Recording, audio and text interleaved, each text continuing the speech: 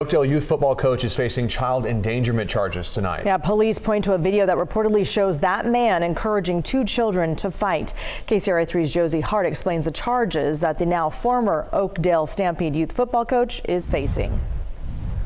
Video circulating in Oakdale showing the former Stampede youth football coach egging on a fight between two children is causing outrage among the community. KCRA has a copy of the video. It is not clear who originally shot it, and we do not have permission to air it. In the video, two boys are seen throwing punches at each other in the backyard of a home while other children stand around watching. At one point, one of the boys is knocked to the ground while the other is punching him multiple times in the head, shouting expletives and racist slurs. Police say Joshua Truxell, a former coach for the Oakdale Stampede youth football team, is seen and heard encouraging the boys to fight. Police believe the video was shot sometime last week. They say the video was circulating among community members, and that's how it was brought to their attention. Police say when they contacted Truxell to let him know he would be arrested, he turned himself in. It is a very disturbing and disgusting video.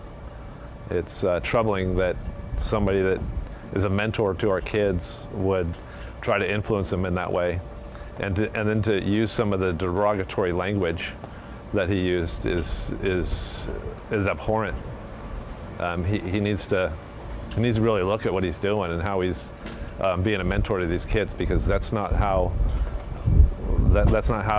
an adult should act. It is unclear what led up to the fight and if the children in the video are part of the football team Truxell was coaching. Truxell's name has been removed from the organization's website, and police say he has been removed from his position as coach. Police also say this case will now be handled by the county's court system.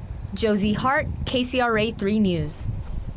One of the boys involved was hurt during the fight, but is said to be okay. Police are asking parents to talk to their kids if they are on that football team and to come forward if they believe their children may have experienced any incidents with the former coach.